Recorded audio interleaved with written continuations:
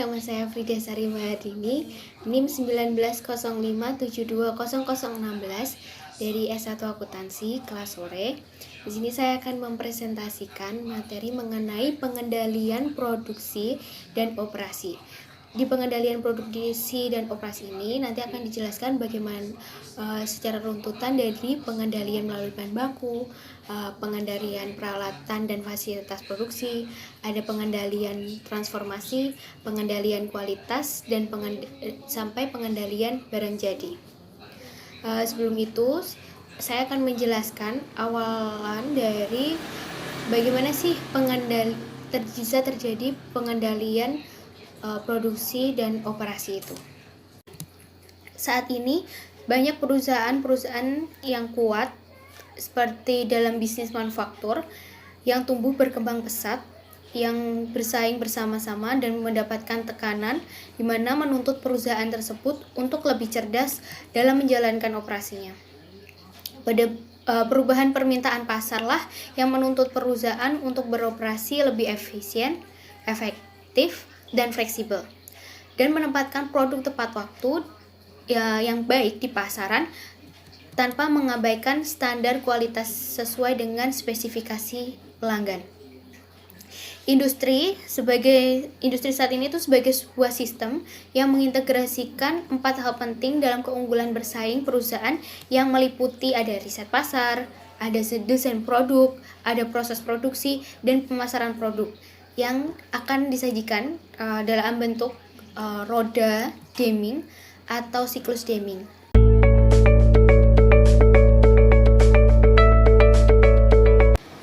Siklus Deming tersebut yang pertama ada hasil riset pasar, di mana hasil riset pasar ini diperoleh informasi tentang keinginan konsumen terhadap suatu produk.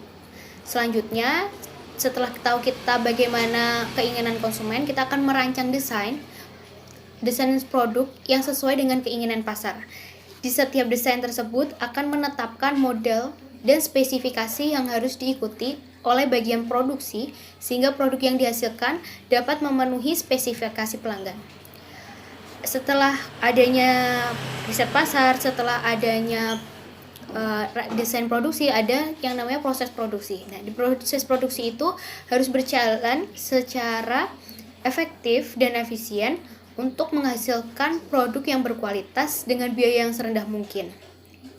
Fungsi produksi dan operasi itu untuk mentransformasikan input menjadi output serta bertanggung jawab untuk menghasilkan produk dalam kuantitas dan kualitas yang telah ditentukan secara tepat waktu, efektif, dan efisien.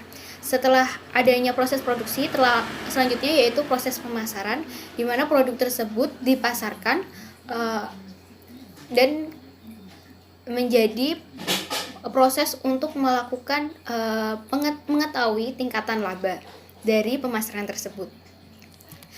Selanjutnya ada melakukan pengendalian dan evaluasi. Fungsinya ini harus secara optimal menghubungkan kebutuhan pelanggan dengan kemampuan internal yang dimiliki perusahaannya, kebijakan produksi dan operasinya, kapasitas produksi, jadwal produksi, inovasinya, dan peningkatan yang berlanjutan harus dikonsentrasikan untuk memenuhi kepuasan pelanggan agar perusahaan memiliki keunggulan dan intensitas persaingan yang ketat saat ini.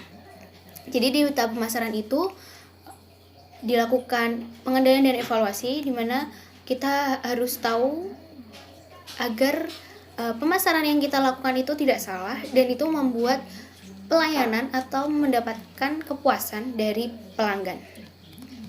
Selanjutnya, di sini saya akan menjelaskan mengenai audit atau pengendalian dari produksi dan operasi. Audit produksi dan operasi itu dimana merupakan suatu pengendalian yang untuk melakukan penilaian secara komprehensif terhadap keseluruhan fungsi produksi dan operasi untuk menentukan apakah fungsi tersebut atau fungsi dari produksi dan operasi itu telah berjalan dengan memuaskan, yaitu secara sesuai dengan auditnya atau pengendaliannya yang secara ekonomis, efektif, dan efisien. Audit ini juga berperan melengkapi fungsi pengendalian kualitas. Ada beberapa alasannya kenapa audit ini jadi fungsi pengendalian kualitas, karena yang pertama, proses produksi dan operasi itu harus berjalan sesuai dengan prosedur yang ditetapkan. Yang kedua, kekurangan atau kelemahan yang terjadi harus ditemukan sehingga segera dapat diperbaiki.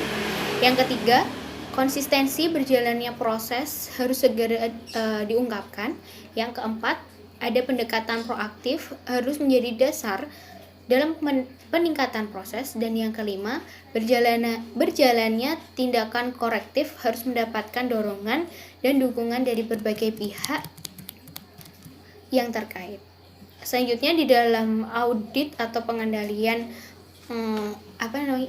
produksi dan operasi itu ada prinsip umumnya, di mana prinsip umum ini memberikan panduan terhadap pelaksanaan audit, jadi dapat dijadikan pedoman oleh auditor dalam menjalankan tugas profesi. Prinsip-prinsipnya tersebut ada 3. Yang pertama, auditor harus mengetahui tujuan utama audit, di mana untuk menentukan apakah proses produksi dan operasi yang berjalan itu sesuai dengan kriteria seperti peraturannya, kebijakannya, tujuannya, rencananya, bahkan standarnya dalam perusahaan tersebut yang sudah ditetapkan. Dan yang kedua, yaitu auditor harus secara objektif dan sistematis mengumpulkan dan menganalisis data yang cukup relevan sebagai dasar penilaian.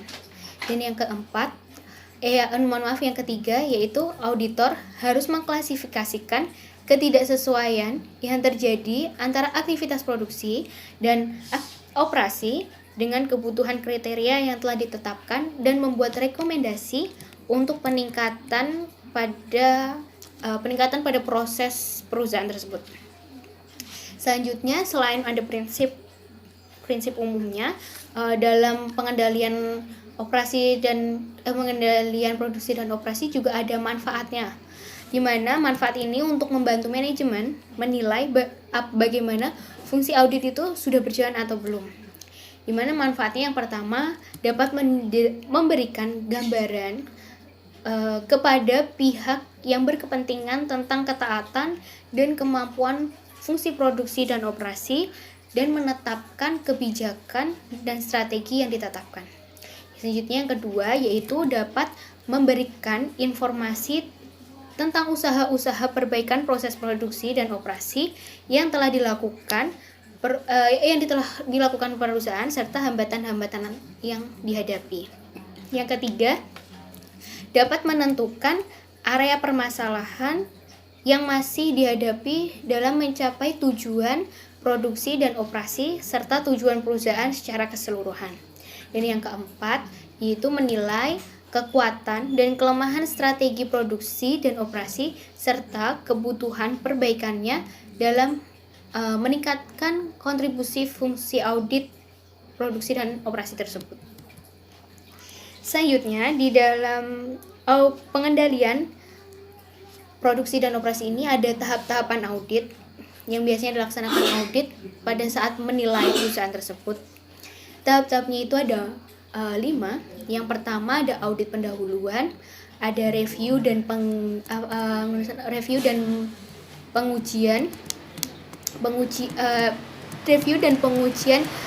terhadap pengendalian manajemen, ada audit lanjutan, ada pelaporan, dan yang kelima ada tindak lanjut. Saya akan menjelaskan mengenai tahapan audit yang pertama, yaitu audit pendahuluan. Audit pendahuluan di sini sebagai penginformasi, pendiskusi awal mengenai objek yang akan diaudit pada proses produksi dan operasi.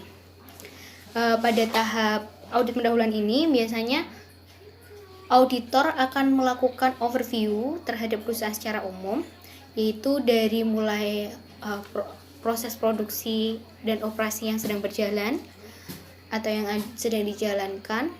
Terus dia akan melakukan peninjauan terhadap pabriknya, layout pabriknya juga, sistem komputer yang digunakan. Nah, sistem komputer ini berhubungan mengenai dengan ke bagian keuangannya atau akuntansinya, serta bagian personalia dan bagian produksi. Sistem ini biasanya itu guna untuk menjalin hubungan satu antar lain untuk mengetahui barang yang dihasilkan itu sudah ada di mana, misalnya masih ada di bahan baku atau setengah jadi atau malah sudah jadi mau dipasarkan, serta berbagai sumber daya penunjang lainnya. Setelah semua itu, biasanya auditor akan memperkirakan kelemahan-kelemahan yang mungkin terjadi pada fungsi produksi dan operasi. Jadi setelah dicek semuanya, dia akan dikumpulkan berdasarkan data-data yang ada. Selanjutnya auditor akan memperkirakan kelemahan apa saja yang timbul dalam proses tersebut. Selanjutnya yang kedua yaitu mengenai review dan pengendalian manajemen. Review dan pengendalian manajemen ini berguna untuk mereview dan mengkaji terhadap beberapa perubahan yang terjadi pada struktur perusahaannya, sistem manajemen kualitasnya, fasilitas yang digunakan dan personalia kunci dan perusahaan, serta sejak hasil audit terakhir.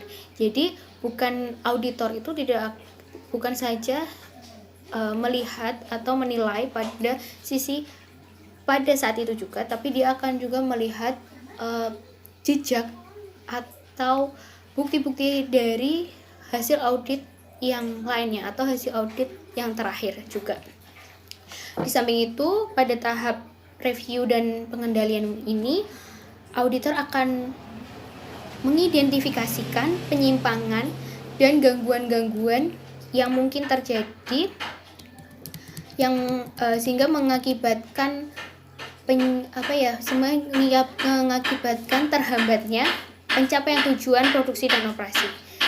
Di sini review terhadap hasil audit terdahulu juga akan dilakukan guna untuk menentukan berbagai tindakan korektif yang harus diambil. Jadi setelah hasil dari audit pendahuluan itu akan juga sebagai modal untuk dikumpulkan dan direview, dianalisa pada review dan pengujian manajemen.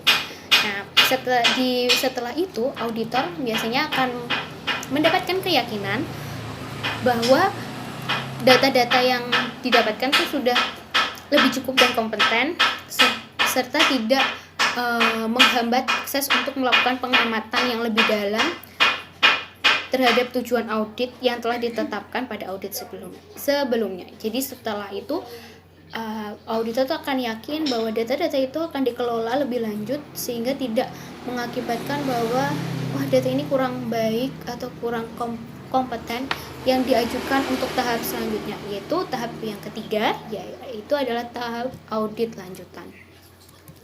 Pada tahap audit lanjutan ini, auditor akan melakukan audit lebih dalam dan mengembangkan temuan yang ada pada tahap sebelumnya terhadap fasilitasnya, prosedurnya, dokumennya yang berkaitan pada proses produksi dan operasi.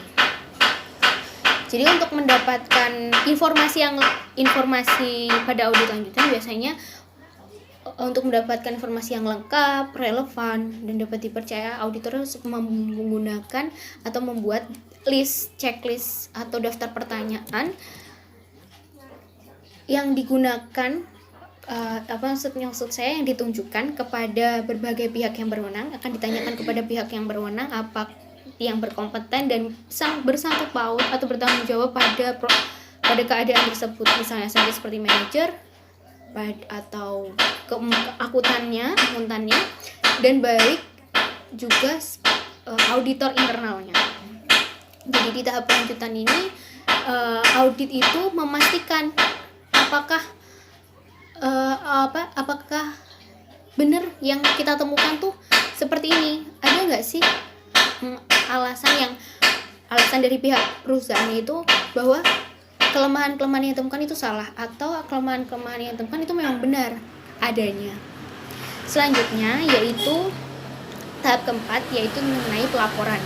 Jadi di pelaporan ini merupakan hasil dari keseluruhan tahapan audit sebelumnya yang telah diringkas dalam kertas kerja audit atau KKA, di mana merupakan dasar dalam membuat kesimpulan audit dan rumusan rekomendasi yang akan diberikan auditor sebagai alternatif solusi atas kekurangan-kekurangan yang masih ditemukan. Jadi setelah di audit lanjutan itu dipastikan, ini auditor akan membuat pelaporan bahwa benar yang terjadi seperti ini seperti itu atau salah. Selanjutnya, jika benar terjadi adanya dan itu membuat suatu kekurangan pada perusahaan tersebut dan menjadikan hambatan, biasanya auditor akan memberikan suatu rekomendasi. Pada pelaporan ini akan disajikan format. Di pelaporan ini yaitu ada 4 format. Formatnya itu ada format mengenai, yang pertama adalah informasi latar belakang, di mana menyajikan gambaran umum, fungsi produksi dan operasi dari perusahaan yang diaudit. Jadi gambaran umumnya apa sih yang produksi yang dijalankan perusahaan tersebut, tujuannya bagaimana, tujuan dan strateginya, apakah tujuan dan strateginya dan ketersediaan sumber dayanya itu mendukung keduanya untuk meningkatkan proses produksi dan operasinya. Selanjutnya yang kedua yaitu kesimpulan audit dan ringkasan temuan. Jadi auditor akan menyajikan kesimpulan atas hasil audit yang telah dilakukan auditor dari ringkasan temuan sebagai pendukung kesimpulan yang telah dibuat. Yang ketiga ada rumusan rekomendasi. Rumusan rekomendasi ini biasanya menyajikan rekomendasi yang diajukan auditor sebagai alternatif solusi atas kekurangan-kekurangan yang masih terjadi. Jadi di rekomendasi ini, rumusan rekomendasi ini harus didukung dengan hasil analisis dan menjelaskan manfaat yang diperoleh. Jadi di hasil analisis ini nanti akan diberitahukan kepada manajer kalau rekomendasi ini bisa digunakan. Jadi kalau misalnya rekomendasi ini digunakan akan berdampak pada perusahaan tersebut, mungkin menjadi peningkatan produksinya lebih baik atau proses produksinya lebih baik. Namun ada dampak negatifnya yang mungkin terjadi jika rekomendasi ini tidak dilakukan, yaitu seperti diterapkan akan ada dampak negatif yang ada di masa depan. Mungkin setelah ini ada audit yang akan dilakukan tahun depan, masalah itu masih tetap sama dan ditemukan oleh auditor yang akan mengaudit di tahun yang akan datang. Selanjutnya yang keempat yaitu ada ruang lingkup audit.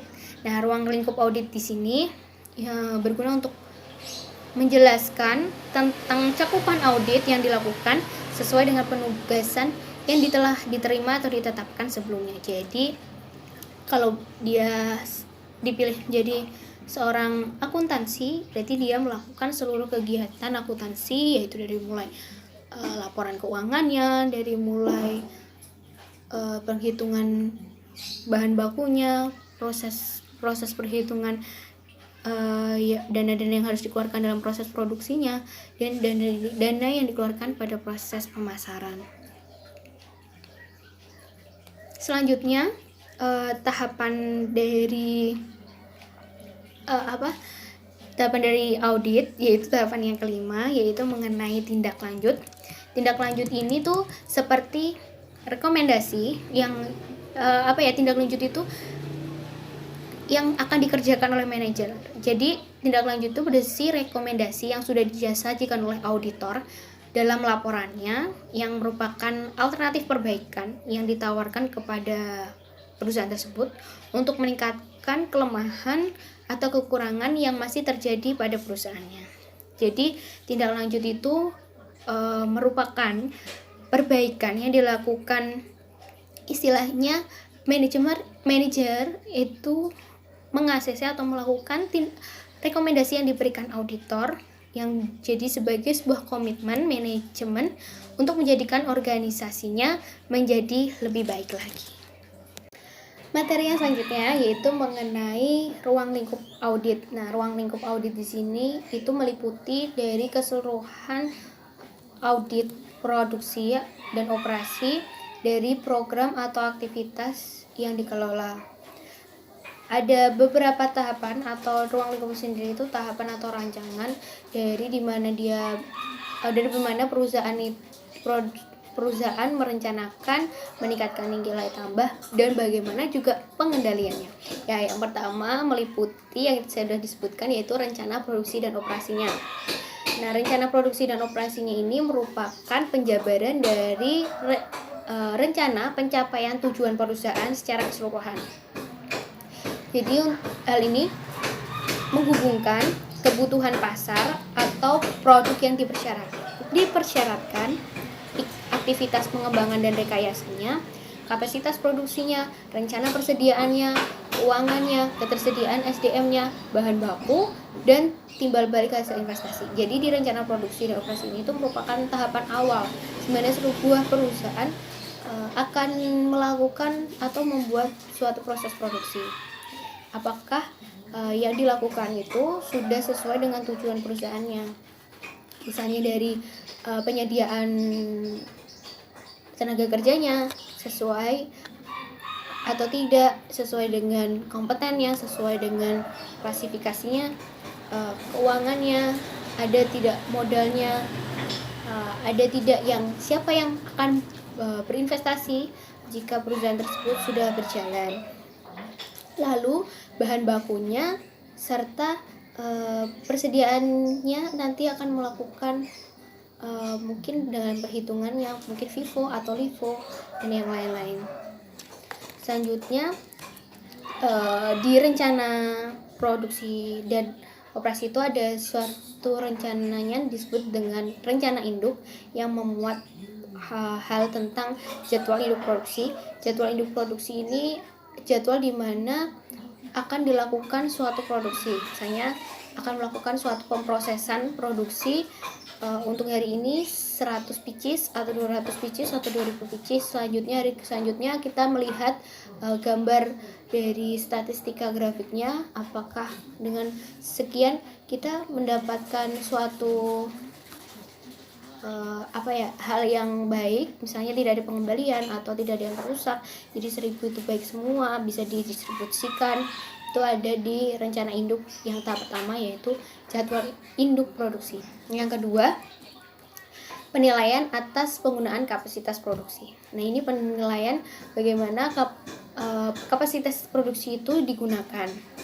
Yang ketiga, mengenai tingkat persediaan. Nah, tingkat persediaannya ini seperti disebutkan di jadwal tadi, bahwa tingkat persediaannya itu apakah akan didistribusikan saat itu juga atau menggunakan sistem yang sudah lama didistribusikan atau yang baru didistribusikan dulu, selanjutnya masih ada persediaan di gudang atau bagaimana, yaitu ada di tingkat persediaan. Selanjutnya yang keempat adalah perencanaan keseimbangan lintas produksi.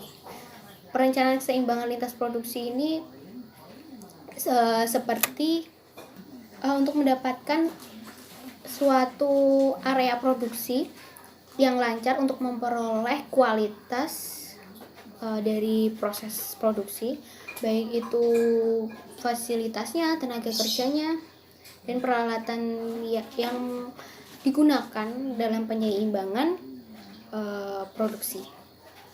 Selanjutnya yang kedua di dalam ruang lingkup yaitu mengenai produktivitas dan peningkatan nilai tambah. Produktivitas dan peningkatan nilai tambah di sini merupakan transformasi yang mengubah input menjadi output yang diikuti dengan peningkatan nilai tambah.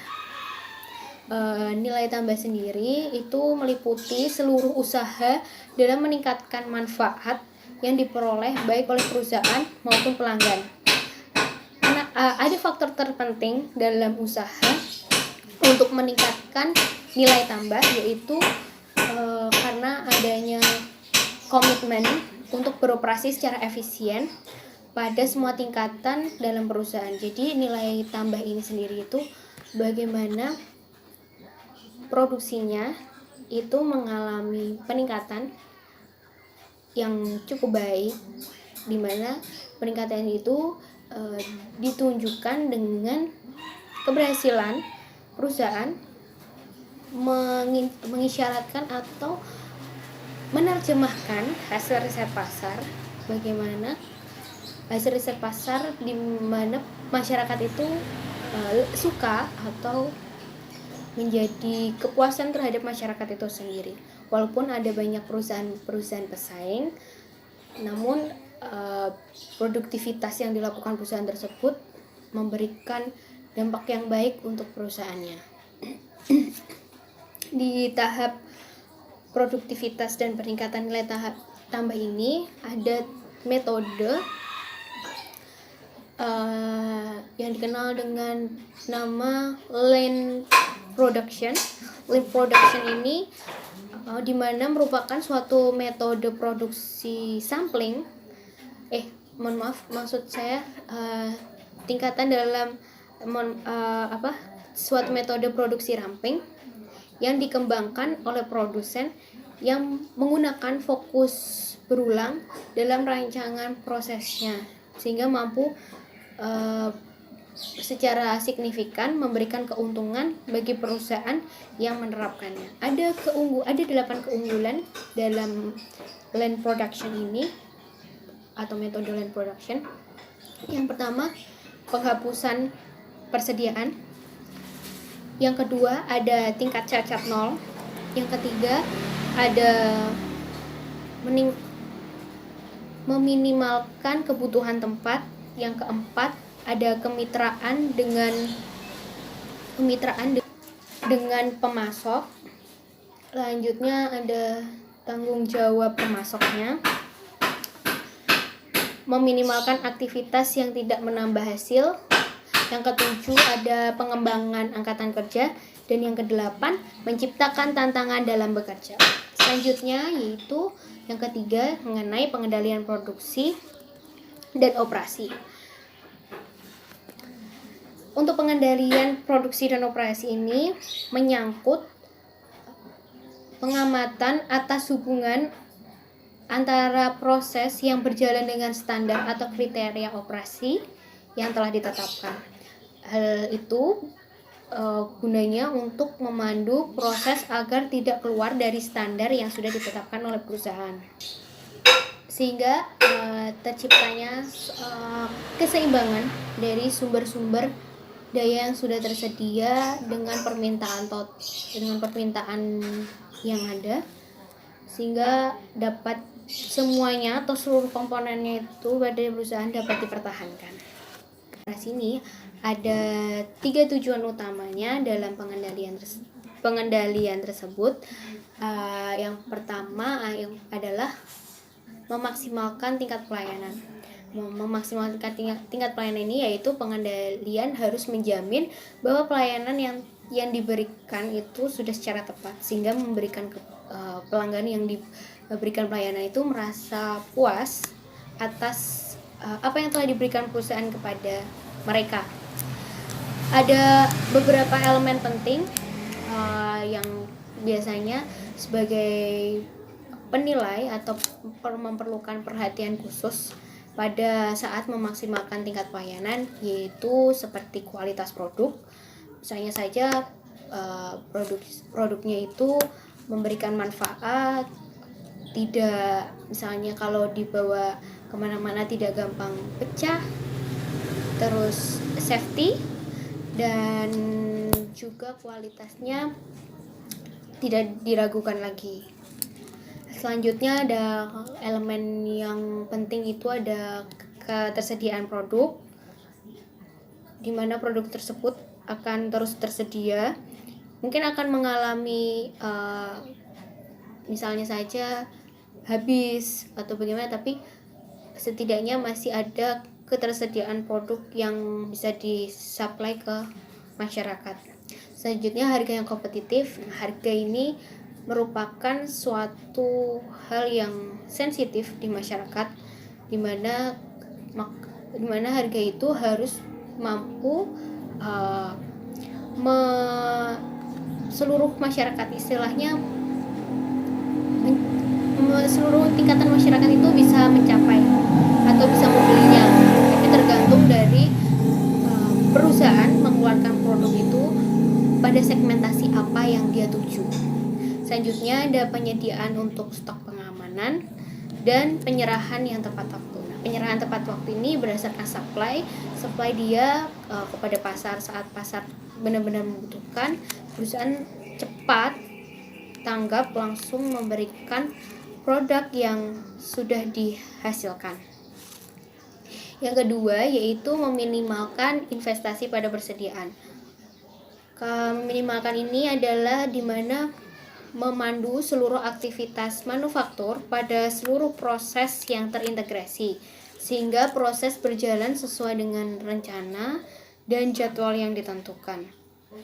Pengendalian yang baik biasanya akan mencapai arus produksi yang mulus dengan persediaan yang minimum dan waktu tunggu yang pendek. Yang ketiga yaitu efisiensi produksi dan operasi. Efisiensi produksi dan operasi ini di mana memperoleh harga yang kompetitif, maka harus meminimalkan biaya-biaya yang terjadi dalam proses produksi dan operasinya. Pengendalian produksi dan operasi ini meliputi pengendalian terhadap keseluruhan komponen dan tahapan dalam proses produksi, mulai dari penanganan bahan baku sampai penanganan produk jadi yang sudah masuk ke gudang. Ada seperti yang disebutkan seperti materi pada audit ini, yaitu ada 5 mengenai pengendaliannya. Ada pengendalian bahan baku, pengendalian proses pengendalian peralatan dan fasilitas produksi, pengendalian transformasi, pengendalian kualitas, dan pengendalian bahan jadi. Yang pertama yaitu mengenai pengendalian bahan baku. Yang pengendalian bahan baku di sini di mana perusahaan harus memastikan bahwa bahan baku yang diolah dalam proses produksi telah sesuai dengan kebutuhan standar kualitas produk yang dihasilkan perusahaan. Jadi di pengendalian bahan baku ini di mana bahan baku itu harus sesuai apa yang sudah direncanakan. Dari mana bahan baku itu didapatkan, terus bahan bakunya itu penyimpanannya bagaimana, jika lebih dari beberapa hari apa yang ditimbulkan, misalnya awet atau tidak, itu kita harus memastikan baik, karena bahan baku merupakan proses awal untuk untuk tahap produksi selanjutnya. Nah, di pengendalian bahan baku ini mencangkup keseluruhan aktivitas yang berhubungan dengan bahan baku, mulai dari pembelian bahan bakunya, terus jadwal pengirimannya, penanganan pada saat diterima. Jadi mungkin jadwal pengirimannya dari pengiriman dari luar kota, kayaknya perusahaannya tidak ada di perusahaannya Semarang, tapi bahan bakunya dari Jepara, jadi sehingga luar kota. Terus penanganannya saat diterima, penyimpanannya sampai dengan bahan baku tersebut akan diolah dalam proses produksi. Selanjutnya yaitu yang kedua, pengendalian peralatan dan fasilitas produksi. Yang kedua yaitu pengendalian peralatan dan fasilitas produksi, di mana bertujuan untuk memastikan bahwa semua peralatan dan fasilitas produksi ada dalam keadaan siap untuk melaksanakan proses produksi sesuai dengan ketentuan penggunaannya. Di sini pengendalian peralatan dan fasilitas produksi itu didesain dan penempatan peralatan yang tepat itu menjadi faktor utama berjalannya proses produksi secara efektif dan efisien, sehingga mampu menghasilkan produk secara tepat sesuai dengan yang dijadwalkan. Jadi kalau misalnya dalam peralatan dan fasilitas produksi ini Kalau awalnya harus dipotong dulu, berarti dia dipotong, selanjutnya disangrai atau diapakan, itu sesuai dan bertahap, sehingga saat pemindahan bahan bakunya tidak menyusahkan dan bekerjanya menjadi lebih efektif dan efisien serta ekonomis. Yang ketiga yaitu ada pengendalian transformasi. Nah, pengendalian transformasi ini untuk mengelola input menjadi output sesuai dengan standar yang telah ditetapkan. Peranan yang penting untuk memastikan bahwa proses pengelolaan berjalan sesuai dengan kebutuhan proses yang efektif dan efisien. Pada pengendalian transformasi ini, tugas seorang tim pengendalian kualitas itu hal sangat yang penting untuk memastikan bahwa proses yang berjalan menghasilkan produk yang tepat dengan pengorbanan yang minimum. Yang keempat yaitu pengendalian kualitas. Pengendalian kualitas ini tidak hanya untuk bagaimana produksi tersebut proses produksi tersebut hanya bertanggung jawab pada proses produksi tersebut, tapi pengendalian kualitas ini juga bertanggung jawab terhadap komponen-komponen lain seperti unit kendali kualitas lain yang dihasilkan untuk bukan hanya untuk perusahaan tapi pelanggan juga.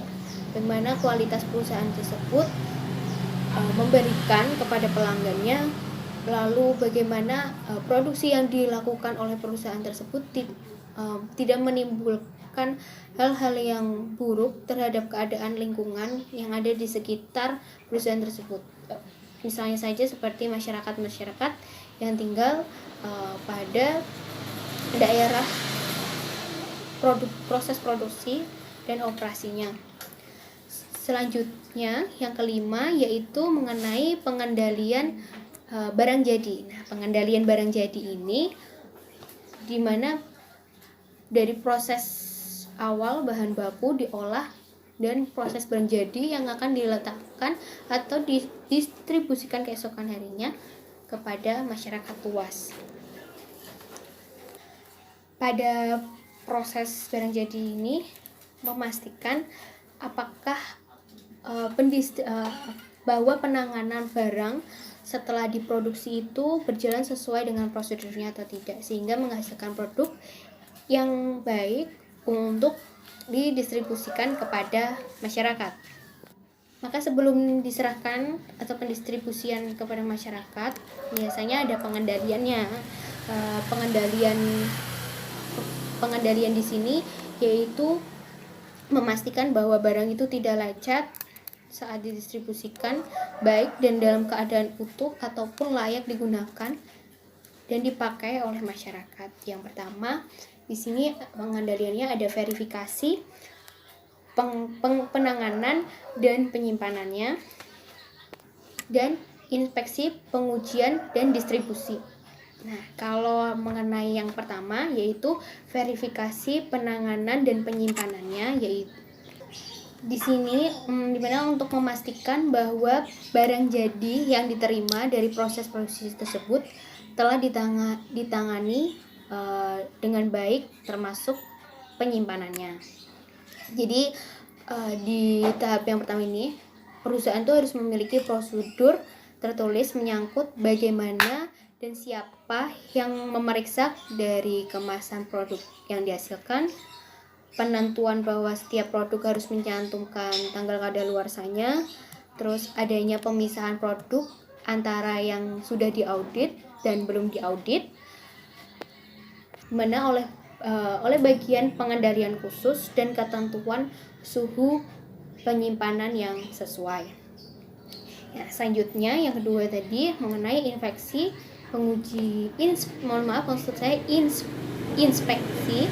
pengujian dan distribusi. Nah, ini di mana menyangkut melalui penanganan produk untuk memastikan bahwa produk yang diserahkan kepada pelanggan adalah sesuai dengan spesifikasi. Terus misalnya barang itu dilakukan pengujian.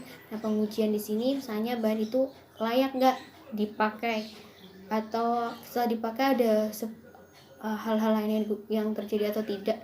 Nah, di sini audit berperan untuk mengetahui bahwa seluruh kegiatan dari setelah proses produksi untuk barang jadi yang akan distribusikan itu sesuai dengan standar dan prosedurnya yang ada.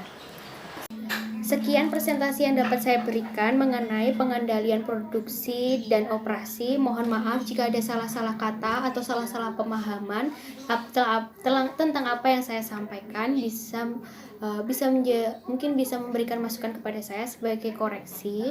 Maka dari itu saya ucapkan terima kasih dan mohon maaf yang sebesar-besarnya. Wassalamualaikum warahmatullahi wabarakatuh.